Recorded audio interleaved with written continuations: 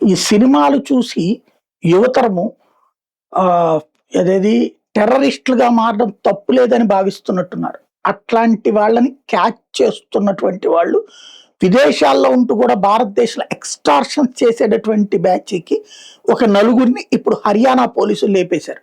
ఢిల్లీలో ఉన్నటువంటి వాళ్ళకి అక్కడ స్వస్థలు అంటే ఇప్పటికే ఓవర్ అయిపోయినటువంటి నేపథ్యంలో సరిహద్దుల్లో ఉన్నట్టు గురుగావ్, హర్యానాలో ఉన్నటువంటి గురుగావ్ అది.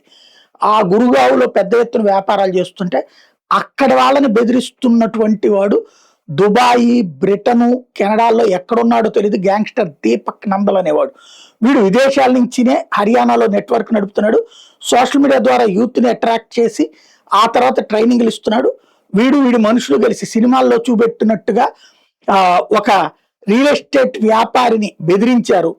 అయితే ఆ వ్యాపారి పోలీసులకు కంప్లైంట్ ఇచ్చిన నేపథ్యంలో అతనికి ఒక ధమ్కీ ఇవ్వడానికి సినిమాల్లో చూపించినటువంటి తరహాలోనే గ్యాంగ్స్టర్లు ప్రముఖ ప్రాపర్టీ డీలర్ విశాల్ బెర్రీ మీద ఈ గ్యాంగ్స్టర్లు అందరూ కలిసి ట్రై చేశారు. వీడు ఈ ప్రత్యేకించి దీపక్ మందల్ గ్రూప్ వాళ్ళు కోట్ల రూపాయలు అతను చేసే వ్యాపారంలో 50% వాటా అడిగారట. కనీసం 20% ఇవ్వాలన్నారట. అతను అందుకు ఒప్పుకోనందుకు గాను హెచ్ఈటి యూనివర్సిటీ కూడా ఇతందే, వీళ్ళ కుటుంబానికి సంబంధించిందే. బెదిరించేందుకు గాను అతని ఇంటి దగ్గర కాల్పులు జరిపారు.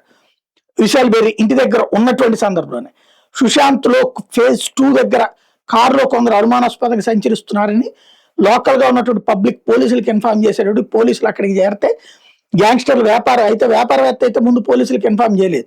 కానీ వీళ్ళలోపు అక్కడ కాల్పులు జరుపుతూ ఉన్నారు. దీంతో పోలీసులు వెళ్ళగానే పోలీసుల మీద కాల్పులు జరిపారు. పోలీసులు రివర్స్ కాల్పులు జరిపేటప్పటికి 4 పోయారు. పోలీసులకి 3కి తీవ్ర గాయాలైనాయి.